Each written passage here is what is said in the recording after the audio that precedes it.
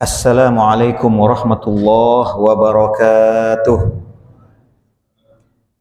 Alhamdulillahi rabbil alamin.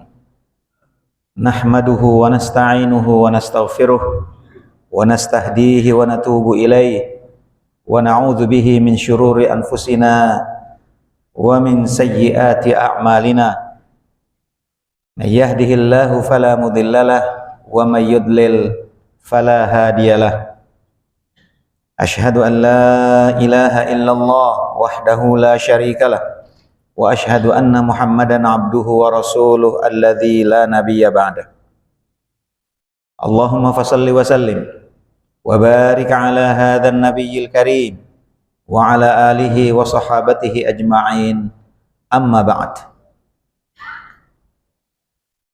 Puji dan syukur senantiasa kita haturkan kehadirat Allahu Rabbul Alamin Tabaraka wa Ta'ala Subhanahu wa Ta'ala atas segenap nikmat dan karunia yang diberikan kepada kita semua.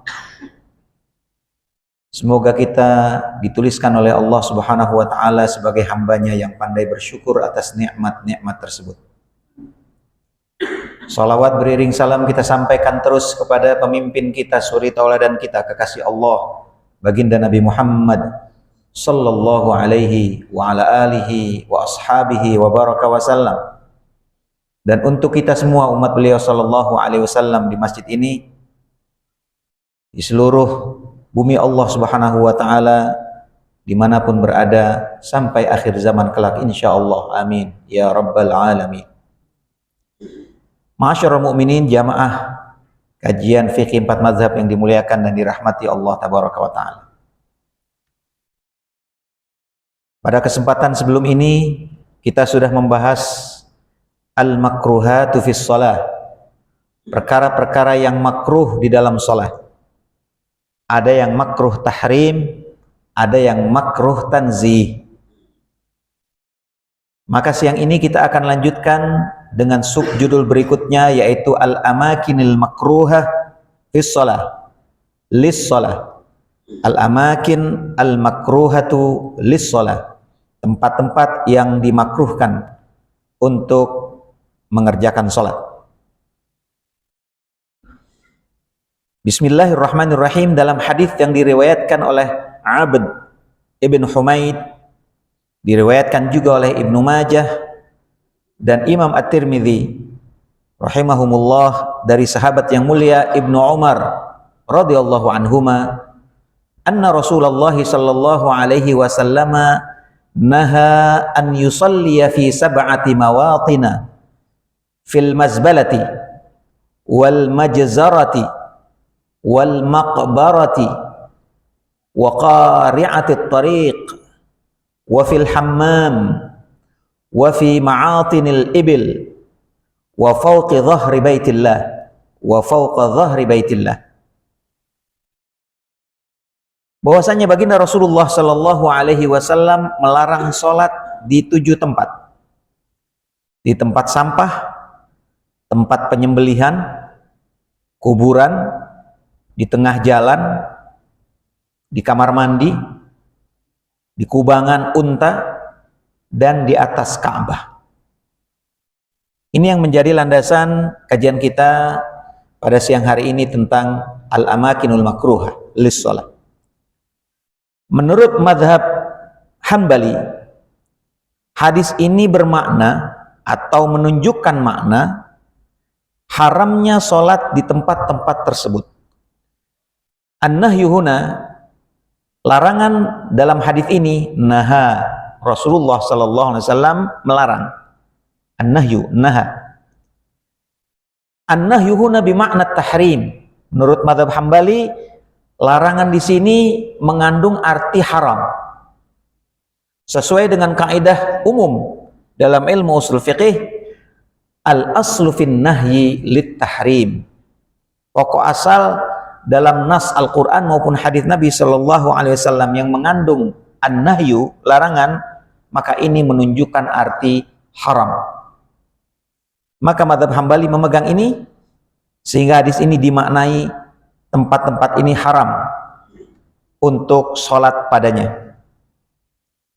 Sementara madhab Hanafi dan juga madhab Syafi'i memaknai kalimat nahyun di sini nahyul karahah. Karena memang di dalam beberapa nas an-nahyu di sini selain asal muasalnya akarnya adalah larangan haram, tapi banyak juga digunakan larangan tersebut tidak menunjukkan haram, tidak sampai derajat haram, tapi hanya makruh. Sehingga hadis ini, kalimat nahyu dalam hadis ini difahami karahah saja oleh mazhab Hanafi dan Syafi'i, tidak sampai tahrim. Sehingga mazhab Hanafi dan mazhab Syafi'i hanya memakruhkan sholat di tempat-tempat ini. Yang pertama, ini sesuai dengan urutan dalam kitab Al-Fiqh, Al-Fiqhul Islami wa adillatuhu. Satu, sholat di tengah jalan. Dalam mazhab Hanafi makruh. Ini jangan digambarkan bahwa Bapak sholat kayak digambar ya. Ini mungkin sebelum dibilang makruh, bahwa Bapak dibilang ada kelainan jiwa. Apain ya sendiri-sendiri sholat tengah begitu ya. Jangan, ini sekedar ilustrasi aja. Hukumnya makruh menurut Hanafi sholat di tengah jalan, yaitu di jalanan umum maksudnya, di mana orang berlalu lalang, kendaraan ya, tempat umum, jalan umum. Hukumnya makruh menurut Hanafi dan Syafi'i karena jalan, maksud jalan ini adalah jalan yang biasa dipakai orang awam, orang umum, adalah tempat orang lewat. Satu. Yang kedua, karena dia tempat orang lewat, maka dia logikanya rawan ada najis di situ. Walaupun mungkin orang tidak buang najis di tengah jalan, tetapi mungkin ada najis, bukan dari manusia, tapi dari hewan atau dari yang lainnya. Sholat tetap sah, karena larangan sholat di tempat ini berkaitan dengan terganggunya kekhusyuan atau menghalangi orang lewat.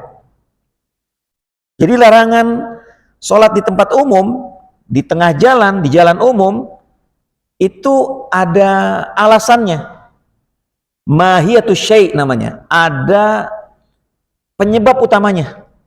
Bukan sekedar jalan umumnya, tapi jalan umum ini apa? Jalan umum ini tempat orang lewat-lewat. Sehingga kalau orang sholat di situ ya akan menghalangi orang lewat. Satu. Yang kedua, orang yang sholat di tempat jalan umum tersebut ya pasti tidak khusyuk lah. Ya. Baru ini sebentar, baru sebentar lewat lagi orang. Ada orang ngobrol, ada orang apa. Ya pasti mengalihkan perhatian. Jadi alasan mazhab Hanafi bukan karena sekedar jalan umumnya, tapi biasanya itu mengganggu kekhusyuan dan menghalangi orang jalan itu. Karena sabda Rasulullah SAW dalam hadis lain, ju'ilat liyal ardu masjidan wa tahuran. Allah Subhanahu wa taala telah menjadikan tanah bagiku sebagai tempat sujud, tempat sholat, dan juga tempat bersuci atau alat bersuci. Jadi sebenarnya boleh, tapi masalahnya bukan sekedar tanah sembarang tanah, tetapi tanah jalanan umum, sehingga mengganggu kekhusyuan dan mengganggu orang lewat, bukan sekedar tanahnya. Nah, begitu alasan kenapa makruh. Dan riwayat yang lain, riwayat Imam Al-Bukhari dan Imam Muslim, dimanapun kalian berada, maka dirikanlah sholat jika telah masuk waktunya, karena tanah itu termasuk masjid. Jadi ini diantara dalil-dalil yang alihkan makna larangan haram menjadi makruh saja. Jadi memang prinsip larangan di dalam dalil itu menunjukkan haram kalau tidak ada yang mengalihkan maknanya. Nah, ini ada beberapa hadis tadi. Hadis yang pertama, ju'ilat liyal ardu masjidan wa tuhuran, dan sekarang hadis ini, dirikanlah sholat di mana saja kamu berada ya, kalau telah masuk waktunya. karena tanah itu termasuk masjid sebagaimana hadis tadi. Mazhab Syafi'i berpendapat bahwa sholat di pasar dan tempat umum di luar masjid hukumnya hanya makruh. Di luar masjid, tempat umum, di pasar, maksimal makruh. Sementara mazhab Maliki berpendapat boleh hukumnya, tidak makruh. Sholat di jalan umum, sholat di tempat sampah, di kuburan, di kamar mandi, dan di tempat penyembelihan jika bersih dari najis. Kalau mazhab Hambali, stressingnya, penekannya pada najis. Kalau mazhab Syafi'i pada tanahnya itu. Mazhab Hanafi juga pada tanahnya. Jadi hadisnya satu, tapi difahami fokusnya berbeda-beda oleh masing-masing mazhab. Kalau mazhab Hambali sudah larangan haram sudah. Ya, tidak ada makruh-makruh, larangan haram. Ya, sholat di situ haram. Tempat-tempat tadi. Mazhab Hanafi, oh tidak, bukan itu. Ya, buktinya ada hadis lain yang kekhususan Nabi diberikan oleh Allah Subhanahu wa taala, tanah itu bisa jadi untuk sholat, bisa untuk bersuci. Maka maksimal cuma makruh saja. Demikian juga mazhab Syafi'i. Ya, hanya makruh saja. Tapi mazhab Maliki, ya nggak apa-apa, nggak makruh, nggak apa. Yang penting nggak ada najis. Kalau ada najis, nah itu mau dimanapun nggak boleh. Nah begitu. Jadi titik tekannya pada ada najis atau tidak. Mazhab Maliki demikian stressingnya. Jika tidak ada najis, ya, jika tidak, maaf salah. Ya, semua itu boleh tempatnya, tidak makruh, tidak apa-apa, boleh saja jika tidak ada najis atau bersih dari najis. Namun jika tidak, maksudnya jika ada najis maksudnya. Jika ada najis, maka sholatnya batal. Bukan hanya makruh, sholatnya tidak sah menurut Maliki. Itu kalau pasti. Kalau ragu gimana? Kalau ragu apakah ada najis atau tidak, maka dianjurkan mengulang sholat.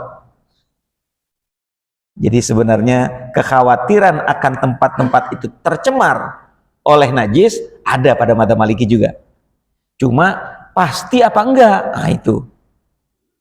Kalau pasti nggak ada ya nggak apa-apa.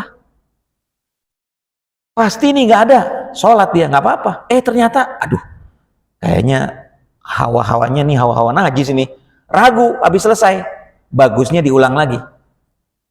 Maka dianjurkan diulang lagi sholatnya. Yang ada, ya dalam mazhab Maliki seperti itu. Jadi memang ada unsur sedikit ragu-ragu ya, sedikit. Sementara mazhab Hambali berpendapat haram. Larangannya larangan haram. Tidak sah sholat di jalan umum, tempat sampah, kuburan, tempat sembelih hewan, kamar mandi, tempat unta menderum, karena bagian atas ikut hukum bagian bawah, kecuali ada uzur.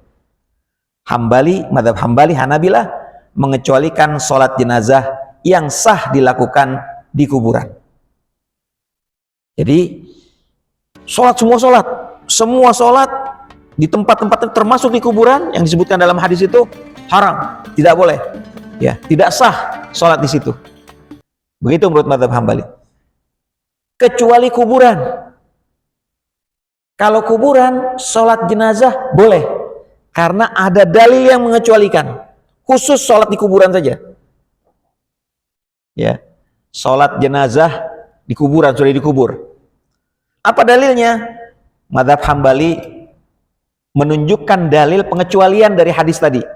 Hadis larangan haram tadi, sholat di 7 tempat tadi. Yaitu Rasulullah SAW pernah keluar dari kota Madinah. Kemudian kembali lagi, Rasulullah berkunjung satu tempat, ke satu musola namanya, ya, satu tempat sholat kecil, di mana di situ dulu itu ada marbotnya. Tiba-tiba marbot itu nggak ada di hadapan Rasulullah SAW. Ditanya, kemana orang itu? Ya, dia beberapa hari yang lalu meninggal ya Rasulullah. Sudah dikubur ya Rasulullah. Tunjukkan kepadaku kuburannya. Ya. Kemudian ditunjukkan kuburannya marbot tersebut. Kemudian Rasulullah SAW sholat jenazah di situ. Ya. Di atas kuburan. Nah dalil ini Ya, ada di dalam kitab Bulughul Maram, ya. Bulughul Maram yang ditulis oleh Ibnu Hajar Al-Asqalani itu memuat hadis ini. Maka hadis ini dijadikan dalil sebagai pengecualian sholat di kubur, sholat jenazah di kuburan. Bukan sholat-sholat yang lain ya. Sholat jenazah di kuburan sebagaimana yang dilakukan oleh Rasulullah Shallallahu Alaihi Wasallam. Yang kedua, sholat di kamar mandi, toilet, kamar mandi. Menurut mazhab Hanafi, Syafi'i dan Hambali hukumnya makruh karena tempat itu menjadi tempat syaitan, tempat terbukanya aurat dan rawan najis. Tempat setan, ya, tempat kotor, tempat rawan najis, tempat terbukanya aurat. Sehingga sholat di tempat tersebut walaupun bersih, ya, kalau kamar mandi, toilet di tempat kita ya sebersih-bersihnya juga orang nggak akan mau ya. Tapi ada di tempat-tempat tertentu, ya, toiletnya bersih, kering, wangi. Ada. Saya pernah ke pesantren Sulaimaniyah yang ada di Istanbul, Turki. Pesantren Sulaimaniyah yang didirikan oleh Syekh Sulaiman Hilmi Tunahan namanya. Salah satu ulama di masa-masa terakhir Khilafah Utsmaniyah, Ottoman Khalifate. Ya. Yang masih hidup di zaman deislamisasinya Mustafa Kamal Ataturk, di mana semua harus disekularisasi, termasuk yang bernuansa Arab-Arab, bernuansa Islam, itu tidak boleh. Ya. Bahkan azan pun harus dalam bahasa Turki. Begitu peraturan waktu itu. Maka mengajarkan Al-Quran itu juga merupakan satu dosa besar, satu kesalahan, karena itu tidak menjunjung tinggi prinsip sekularisasi yang dicanangkan oleh Mustafa Kamal Ataturk waktu itu. Maka para ulama yang masih ada dari Khilafah Utsmaniyah terakhir, ya, sebelum diruntuhkan, mendapatkan kesulitan-kesulitan untuk mengajarkan Islam, termasuk mengajarkan Al-Quran. Maka tersebutlah salah seorang ulamanya, namanya Syekh Sulaiman Hilmi Tunahan namanya. Seorang ahli Al-Quran, seorang guru Al-Quran yang Allah takdirkan memiliki kemampuan finansial selain kemampuan ilmu Al-Quran.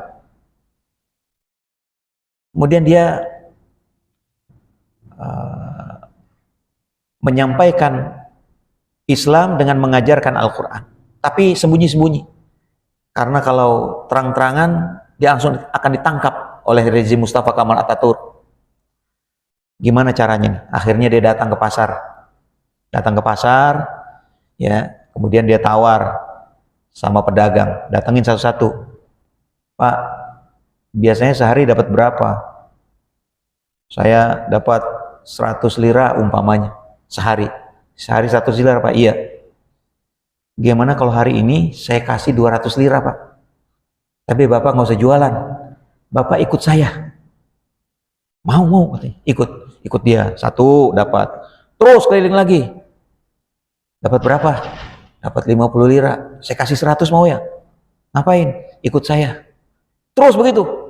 Akhirnya pedagang-pedagang itu ikut Syekh Sulaiman, lalu dia buat semacam pengajian sembunyi-sembunyi, diajarkan Al-Quran. Diajarkan sampai akhirnya terjadi ikatan batin antara Syekh Sulaiman Hilmi Tunahan dengan murid-muridnya ini. Sampai banyak secara diam-diam, makin banyak muridnya yang cinta kepada Al-Quran, mempelajari tahsin, memperbaiki bacaan Al-Quran, kemudian menghafal Al-Quran, kemudian mempelajari tafsir Al-Quran, dan seterusnya. Sampai-sampai ada salah seorang murid beliau yang kerjanya sebagai awak kapal kapal laut. Kemudian dia katakan, ya Syekh, saya mau pamit, saya mau ke laut, mau kerja ke tengah laut, mungkin 1 bulan 2 bulan, tidak tahu, baru kembali lagi. Kata Syekh, boleh nggak saya nitip? Oh boleh Syekh. Apa yang mau titip? Saya nitip roti katanya. Kata Syekh Sulaiman. Wah, untuk apa sih? Kami sudah ini kok. Sudah makanan sudah cukup ini. Ada di kapal. Sampai perjalanan kami selesai sampai pulang lagi. Bukan untuk itu. Bukan untuk kalian. Untuk apa sih? Saya titip roti ini. Nanti kalau kamu sudah di tengah samudera, kamu lemparkan. Kamu apa namanya? Kamu potes, ya. Kemudian kamu lemparkan sambil baca bismillah dan doakan. Gimana sih? Bismillahirrahmanirrahim. Ya Allah, berikanlah roti ini kepada ikan-ikan di laut ini, lalu ikan itu ditangkap oleh manusia, dan manusia itu makan ikan tersebut, dan manusia yang memakannya mempelajari Al-Quran, mencintai Al-Quran, menghafal Al-Quran. Begitu katanya. Oh baik Syekh. Lalu dilakukan itu. Masya Allah, tabarakallah. Dari situlah terjadi cikal bakal didirikannya pesantren Al-Quran, namanya Sulaimaniyah, karena didirikan oleh Syekh Sulaiman Helmi Tunahan. Sekarang murid-muridnya banyak tersebar ke seluruh dunia. Di Indonesia saja pesantren Sulaimaniyah khusus hafal Al-Quran, belajar Al-Quran, ada di beberapa tempat. Pasar Minggu ada, di Puncak ada, kemudian di mana lagi ada itu, ya. Nah itu pesantren Sulaimaniyah namanya, ya. Nah, itu didirikan oleh. Nah Sulaimaniyah pusatnya ada di Istanbul. Alhamdulillah kami dari Komite Indonesia untuk Solidaritas Palestina (KISPA) itu berkunjung ke sana, ya, bersilaturahim. Masya Allah, tabarakallah. Itu pesantren kayak hotel, bersih, tertib, sopan, santun, luar biasa. Dari penerima tamunya sampai syekhnya, sampai murid-muridnya, semuanya. Kemudian qadarullah, kita sampai di situ menjelang zuhur. Lalu kita diajak ke masjidnya di lantai berapa saya lupa, di atas itu. Masjidnya besar. Kemudian kita dibawa ke tempat wudunya. Sekaligus toiletnya. Allahu Akbar. Itulah tadi saya bilang. Toiletnya bersih. Bersih kayak baru. Wangi. Nggak ada apa namanya itu, jorok-jorok itu nggak ada, bersih. Ini siapa yang mengerjakan? Ini semua kita, murid-murid, guru-guru semua, ya, mengerjakan ini, bersih. Ada yang kayak begitu, sehingga sebahagian kita, ya, relawan tuh bilang, kayaknya sholat di sini juga enak nih, sampai ngomong seperti itu, sholat di sini enak. Meskipun begitu, ya, menurut mazhab ini tetap makruh, karena dia tempat setan. Ya, tapi bersih seperti itu, masya Allah, luar biasa. Karena biasanya, mohon maaf, kamar mandi, toilet, WC di tempat-tempat kita, ya ini tidak ada maksud apapun kecuali untuk perbaikan aja. Itu ketahuan ada masjid ya justru karena ada aroma itu. Dari jarak sekian ratus meter, waduh, ada masjidnya di sini. Tahu dari mana? Ini bawa WC-nya, segitu. Allah. Saya menyebutkan ini aja ya untuk supaya ada perbaikan aja, nggak ada maksud untuk menjelekan atau enggak. Mungkin bapak juga pernah. Saya pernah ke Kairo, ke Masjid Al-Azhar, Masjid Al-Azhar Kairo. Ke toilet lah kita. Allahu Akbar. Allah, ini Masjid Al-Azhar, sumber ilmu, ya. Toiletnya, Allahu Akbar. Mau buang air sampai masuk lagi tuh. Jadi sebegitu parahkah? Ya. Ya, jadi menurut Hanafi, Syafi'i, Hambali, tempat itu menjadi tempat setan, tempat terbukanya aurat, dan rawan najis. Meskipun kalau di Sulaimaniyah, konon kabarnya di Sulaimaniyah dimanapun sama katanya begitu. Kalau dia bersih, ya silakan diin aja Pak, dikunjungi Bapak nanti ke sono. Oh, survei gitu kan, lihat bener nggak kayak begitu. Katanya di mana-mana sama karena standarnya seperti itu dia. Ya, bersih, toiletnya wangi, rapi, dan seterusnya. Yang ketiga, sholat di sekitar kubangan air, tempat unta istirahat, tempat unta minum. Madhab Hanafi dan Syafi'i hukumnya makruh, ya, karena air kencing atau kotoran unta itu najis. Menurut madhab Hanafi, madhab Syafi'i, air kencing dan kotoran unta itu najis. Ya, Hanafi dan Syafi'i. Menurut Maliki, makruh juga, hanya untuk unta saja tetapi untuk kambing, sapi nggak makruh. Jadi lihat hewannya kalau Maliki, ya, unta ya makruh, tapi kalau kambing, sapi itu tidak makruh karena ada hadis katanya. Nah, dalilnya hadis riwayat Imam Ahmad At-Tirmidzi dari Abu Hurairah radhiyallahu anhu yang berbunyi, sholatlah di tempat merumputnya kambing dan jangan sholat di tempat menderumnya unta.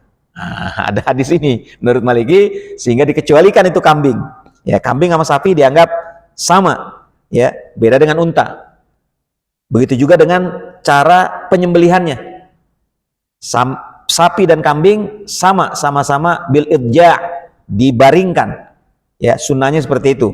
Sementara unta itu tidak dibaringkan, tapi qiyaman, dalam keadaan berdiri, diikat tapi berdiri. Sunnahnya seperti itu. Meskipun dibalik, kata para ulama fikih, tetap sah tapi tidak ahsan, tidak afdol, tidak baik. Ya, sah tapi tidak baik. Kalau dibalik, unta dibaringkan, sapi sambil berdiri gitu disembelih, kambing sambil berdiri disembelih, sah asal terputus 4 uratnya itu, tetapi tidak afdol, tidak mendapatkan keutamaan. Yang utama adalah sapi kambing sama dibaringkan, unta berdiri. Jadi dia dibedakan antara kambing, sapi dan unta. Hanya unta saja makruh kata mazhab Maliki. Ya. Sementara mazhab Hambali, nah di sini tidak disebutkan ya. Dan tadi sudah disebutkan. Mazhab Hambali mengatakan nggak apa-apa. Kenapa? Karena air kencing hewan yang dimakan dagingnya itu tidak najis menurut mazhab Hambali. Ya. Nah, ini sempat jadi keributan di Indonesia. Kenapa? Orang Indonesia mazhabnya Syafi'i yang mengatakan najis itu. Ya. Air kencing unta kotorannya najis gitu. Kalau mazhab Hambali tidak najis. Kenapa? Daging unta dimakan. Jadi hewan yang dagingnya dimakan, air kencingnya itu tidak najis. Begitu menurut mazhab Hambali. Nah, ada salah seorang ustadz yang nggak perlu disebutkan namanya lah ya, ustadz terkenal di Indonesia, ya mungkin beliau mazhabnya Hambali mungkin, ya karena belajar di Madinah dulu. Ya, kemudian dalam salah satu perjalanan umrohnya, beliau berangkat ke Hudaybiyah. Ya, Hudaybiyah, kemudian ke Unta. Lalu ada yang jual susu unta, ada yang jual kencing unta, kan gitu ya. Diminum sama dia. Gitu, karena ada hadis yang mengatakan air kencing unta itu bisa jadi obat bagi penyakit. Divideoin sama murid-muridnya. Disebarkan, viral. Habis. Habis ya. Jadi memang agak sensitif ya perbedaan fikih ini. Ya, kita memang harus lebih memahami dan lebih menempatkan masalah-masalah fikih ini pada tempatnya. Ya. Jadi menurut Syafi'i, menurut Hanafi tidak boleh, ya kan? Jadi sholat di situ hukumnya makruh karena memang tidak boleh itu, najis. Ya. Baik, yang berikutnya, sholat di sekitar tempat sampah dan tempat penyembelihan hewan, ya, mazbalah, majzarah. Ya.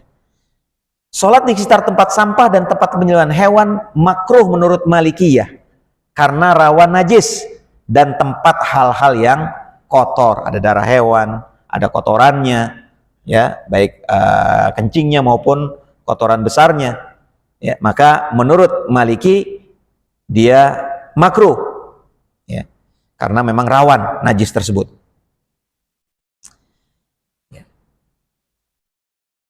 Tetapi menurut yang lain, ya, tidak boleh, terutama mazhab Hambali, ya, karena memang ini jelas najis, ya. Mazhab Maliki sangat sensitif dengan najis. Tempat-tempat itu boleh kalau tidak ada najis, kalau ada najis dimanapun, apapun namanya tidak boleh. Mazhab Maliki, ya, makruhnya seperti itu. Kemudian yang kelima adalah sholat di tempat ibadah agama lain. sholat di tempat ibadah agama lain. Sholat di tempat ibadah agama lain hukumnya makruh menurut jumhur ulama, mayoritas ulama, kecuali dalam keadaan darurat. Ulama Hambali berpendapat bahwa sholat di gereja umpamanya yang bersih hukumnya boleh, kata Hambali, madhab Hambali. Ya, sholat di orang muslim, ya sholat di gereja yang bersih, yang tidak ada najis, hukumnya boleh menurut Hambali. Hasan al-Basri, Umar bin Abdul Aziz, Imam Asy-Sya'bi, Imam Al-Auza'i dari kalangan tabi'in juga membolehkan jika memang bersih. Nah ini penguat-penguat dalil dari madhab Hambali. Bahkan Umar bin Khattab dan Abu Musa al-Asy'ari radhiyallahu anhuma juga berpendapat yang sama, asal bersih dari najis. Alasan mereka, karena Nabi SAW mendirikan sholat di Ka'bah ketika Ka'bah masih penuh dengan berhala. Nah ini alasannya ini. Ya, Nabi pernah sholat di dalam Ka'bah ketika Ka'bah masih penuh dengan berhala dalam peristiwa Fathu Makkah waktu itu. Ya. Maka dari hadis ini, menurut madhab Hambali, Hasan al-Basri, Umar bin Aziz, Umar bin Khattab, Imam Asy-Sya'bi, Al-Auza'i, Musa al-Asy'ari radhiyallahu anhum ajma'in, ini menunjukkan boleh asal bersih dari najis. Imam An-Nawawi, salah seorang ulama besar di kalangan Syafi'iyah, berpendapat dalam kitab Al-Majmu' Syarah Muhadzab, makruh hukumnya sholat di tempat tinggal setan, sama seperti tempat jual khamar atau tempat-tempat maksiat lainnya. Jadi tempat-tempat itu dianggap tempat berkumpulnya setan, tempat tinggal setan, maka makruh menurut Imam An-Nawawi yang madhab fikihnya adalah madhab Syafi'i. Yang keenam, sholat di kuburan. Sholat di kuburan hukumnya makruh menurut jumhur ulama selain Malikiyah, karena menyerupai kaum Yahudi. Jadi menurut Maliki, sholat di kuburan itu yushbihul Yahud, ya, menyerupai ibadahnya orang Yahudi. Sebagaimana dalam hadis, la'anallahu al-yahud ittakhadhu qubur anbiya'ihim masajida fala tattakhidhu qabri ba'di masjidan. Allah melaknat orang-orang Yahudi, mereka telah menjadikan kubur para nabi mereka sebagai tempat sholat. Oleh karena itu janganlah kalian, wahai umatku, kata Nabi SAW, menjadikan kuburanku sesudah aku nanti sebagai tempat sholat. Menurut mazhab Hanafi, makruh sholat menghadap kuburan. Jadi bukan di kuburan, satu tempat, tapi di depannya, di arah kiblat itu ada kuburan. Bukan di kuburan, bukan, kuburan di luar. Tapi ini sholatnya ini di masjid atau di mana, menghadap kuburan di depannya. Maka ini hukumnya makruh menurut mazhab Hanafi. Tetapi makruhnya jika di belakang, di atas atau di bawah orang sholat, maka tidak makruh. Ya, jadi makruhnya kalau di depan, kalau menghadap ini. Tapi kalau di belakang, di kanan, di kiri, itu tidak makruh. Di sekitar itu tidak makruh menurut Hanafi. Hanya di depan saja. Jika bersih dan tidak ada najis tentunya. Sholat di kubur para nabi juga tidak makruh menurut Hanafi. Makanya orang-orang mazhab Hanafi itu pada mau sholat itu di depan kubur nabi. Di Masjid Nabawi, itu pada mau sholat. Tapi para penjaga, para askar-askar itu, ya, itu kan mazhabnya Hambali, ya, mazhabnya Hambali, ya nggak boleh, ya, maka diusir-usir. Yang ini mau sholat, yang ini ngusir-ngusir, ya terjadilah pertengkaran. Ya biasanya begitu. Ya lama orang mau lewat kuburan Nabi, ya kemudian orang-orang yang bermadhab Hanafi ingin sholat, ingin doanya lama banget gitu kan, ingin ya namanya di depan kubur Nabi SAW, ya orang histeris, tapi diusir-usir, ya. Ya roh jalan-jalan, ya nggak boleh terus-terusan, lama-lama tidak boleh, ya. Nah ini menurut mazhab Hanafi, sholat di kubur para nabi juga tidak makruh. Menurut mazhab Syafi'i, makruh hukumnya sholat di kuburan yang tidak terbuka. Kuburan yang tidak terbuka, baik itu di depan belakang, kanan, kiri, atau bawah, kecuali kubur para nabi dan para syuhada perang. Nah, ini menurut mazhab Syafi'i seperti itu. Ya. Hukumnya cuma makruh saja, ya, yang tidak terbuka, kuburan yang tidak terbuka. Maksudnya kan ada kuburan yang terbuka ya, ada kuburan yang ditutup lagi, ada rumahnya, ada tempat yang melindunginya, seperti kuburan Nabi SAW itu kan tidak terbuka. Ya, sini bapak-bapak ada yang pernah berziarah ke makam Nabi sampai melihat gitu ke kuburannya? Nggak bisa kan ya, nggak boleh. Ya, itu namanya tidak terbuka, namanya tertutup. Ya, sholat di kuburan yang tidak terbuka, baik itu di depan, belakang, kanan, kiri, bawah, ya itu hukumnya makruh menurut mazhab Syafi'i, kecuali kubur para nabi, para syuhada perang, karena Allah mengharamkan bumi untuk memakan jasad mereka. Namun jika niatnya untuk mengagungkan maka haram. Ya, kan ada orang niatnya sholat di depan makam tertentu untuk mengagungkan, mensucikan, mengkuduskan dan segala macam. Ini nggak boleh menurut mazhab Syafi'i, haram. Ya, kalau sekedar sholat saja menghadap, ya itu makruh. Ya, cuma kalau diniatkan, wah ini kuburan orang wali nih, orang apa, diniatkan seperti itu, maka itu nggak boleh, haram menurut mazhab Syafi'i. Ya. Adapun kuburan terbuka, tidak tertutup, maka tidak sah sholat di atasnya. Namun jika ada penghalang, hukumnya makruh. Sama seperti tadi, tertutup kan ada penghalang namanya. Kalau terbuka langsung, itu nggak sah sholatnya menurut mazhab Syafi'i. Menurut mazhab Hambali, ya, yang disebut kuburan adalah tanah wakaf yang digunakan untuk memakamkan 3 jenazah atau lebih. Jadi kuburan itu menurut mazhab Hambali adalah, pertama dia tanah yang sudah diwakafkan, dan di situ dimakamkan 3, minimal 3 jenazah. Kalau 2 atau di bawah 3, maka itu belum disebut kuburan. Nah, menurut mazhab Hambali begitu, belum disebut kuburan. Jika jenazahnya kurang dari 3, maka sholat di tempat itu sah, tidak makruh. Kenapa? Bukan kuburan. Gitu. Selama tidak menghadap ke kuburan. Ya. Jika menghadap ke kuburan, hukumnya makruh. Sholat di kuburan tidak sah. Sholat menghadap kuburan tanpa penghalang juga makruh. Sesuai hadis. Lah, ini hadis yang dibawakan oleh mazhab Hambali. Kenapa makruh? La tusallu ilal kubur wa la tajlisu 'alaiha. Janganlah kalian sholat menghadap kuburan dan janganlah kalian duduk di atas kuburan.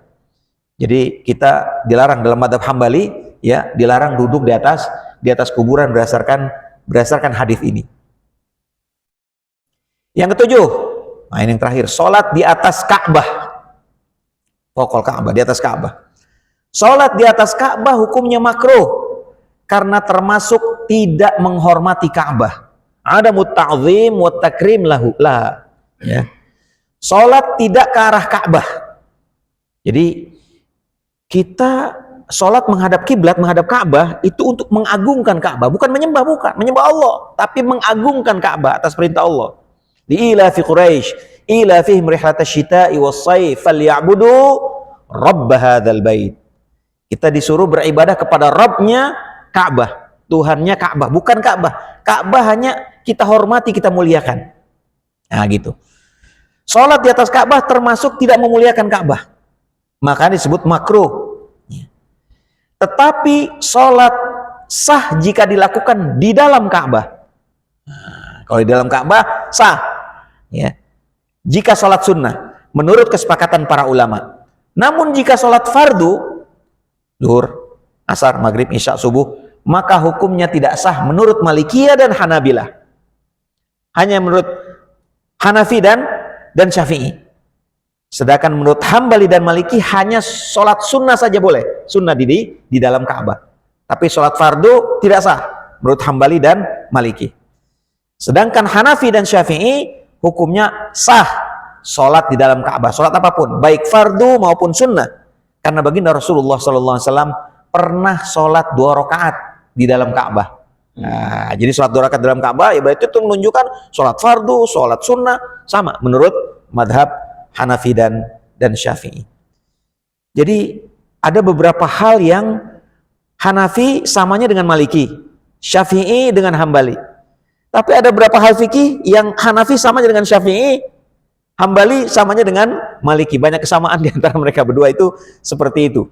Ya, termasuk di antaranya adalah tempat-tempat yang dimakruhkan untuk sholat ini.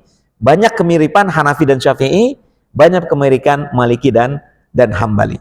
Ya.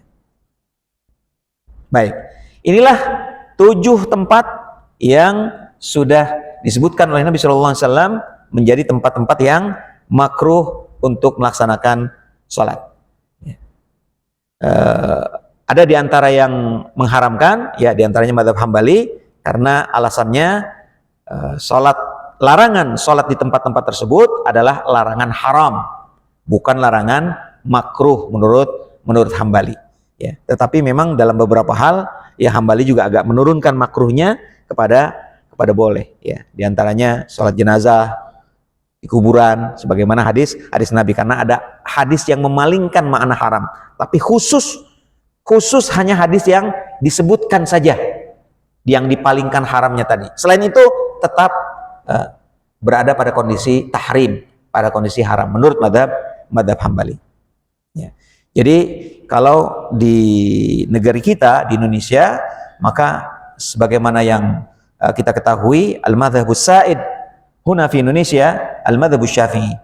Madhab yang paling mayoritas ya di kita adalah madhab syafi'i, sehingga banyak kita lihat amaliyah fikih salat ini banyak yang menggunakan madhab syafi'i. Ketika ada di antara kita yang memiliki pemahaman madhab selain madhab syafi'i, maka itu boleh, tidak menjadi masalah sebagaimana masalah-masalah yang lain. Tetapi dalam konteks Indonesia harus juga kita perhatikan tentang hal-hal yang sangat sensitif. Ya. Meskipun masuk dalam kategori fikih, ada ikhtilaf di dalamnya, tapi ada fikih yang tidak sensitif, biasa saja, ya, seperti mengangkat tangan, kemudian mau ruku dalam sholat, ya. Tapi ada yang sensitif, ya, sehingga seolah-olah bukan khilafiyah, seolah-olah perkara yang antara surga dengan neraka gitu, yang salah masuk neraka, yang benar surga, benar menurut masing-masing, ya gitu, ya. Sehingga ini harus lebih sensitif lagi kita mengamalkan praktek ini, ya. Kajian fikih 4 mazhab ini dimaksudkan untuk kita memahami bagaimana kadar perbedaan yang ada di antara 4 mazhab Ahlussunnah wal Jamaah ini, sehingga kita faham lalu kita gunakan sesuai dengan kepatutannya, ya. Karena fikih ini bukan sesuatu yang paten, sesuatu yang baku, kalau sudah begitu maka begitu, tidak, ya. Ini mazhab Syafi'i seperti ini maka harus seperti itu, tidak juga. Dalam keadaan-keadaan tertentu, di antaranya memperhatikan situasi tempat negeri di mana kaum muslimin berada, itu kadang-kadang berubah juga, termasuk madhab yang lain. Ya, silakan Pak. Waalaikumsalam warahmatullahi wabarakatuh.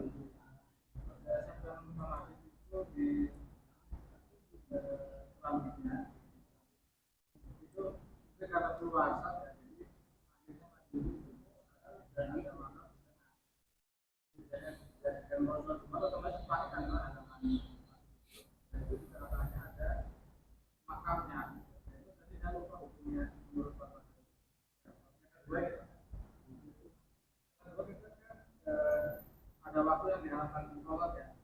Biasanya kan waktu menjelang matahari terbenam, ya Pak, ya. Mungkin kalau kita sekitar setengah, ya. Ada 2 kondisi. Yang pertama kondisi orang itu tidak sengaja, misalnya tertidur lupa. Nah itu apakah boleh setelah dia bangun atau setelah dia langsung sholat, padahal dia tahu itu sudah setengah. Yang kondisi kedua adalah ada memang ya biasa orang juga menunda sholat sehingga terasa betul setengah. Dan dia mau sholat, kemudian kita sebagai temannya mengatakan ini hal sholat bagaimana? Bismillah, salatu wassalamu ala Rasulillah. Larangan Nabi SAW terhadap sholat di 3 waktu. Waktu ketika akan terbit, waktu ketika akan di tengah-tengah, dan waktu ketika akan terbenam. Kurang lebih 10-15 menit. Jadi waktu terbit umpamanya tulu, Syuruk, umpama sekarang syuruk jam berapa hari ini? Jam 5.3, berapa syuruk? Jam 5.36 ya? Jam 5.36. Berarti tidak boleh sholat 10 menit, tunggu 10 menit atau 15 menit, sampai 15 menit. Ya, gitu. Kemudian tengah itu berarti waktu zuhur kan? Nah, maka kurang lebih 10 sampai 15 menit sebelum zuhur. Larangannya. Terbenam berarti 10 sampai 15 menit sebelum maghrib. Larangan sholat apa? Sholat sunnah. Bukan sholat fardu. Ya, sholat fardu itu persis waktunya antara waktu sholat sebelumnya dengan sholat sesudahnya. Tidak termasuk larangan yang menjelang 10-15 menit, itu hanya waktu sholat sunnah. Tetapi tentu jangan dilambat-lambatkan. Ya, yang melambat-lambatkan itu bukan tidak sah sholatnya, tapi dia punya urusan sendiri karena melambat-lambatkannya.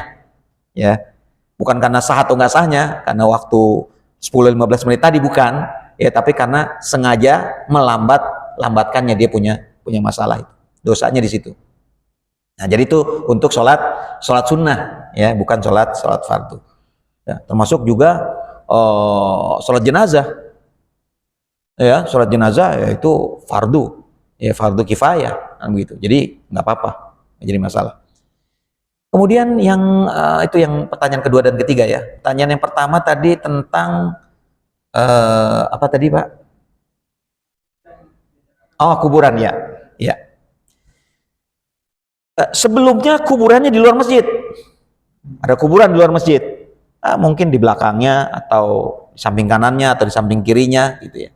Atau mungkin di depannya juga, mungkin. Kuburan keluarga biasanya di kita ya.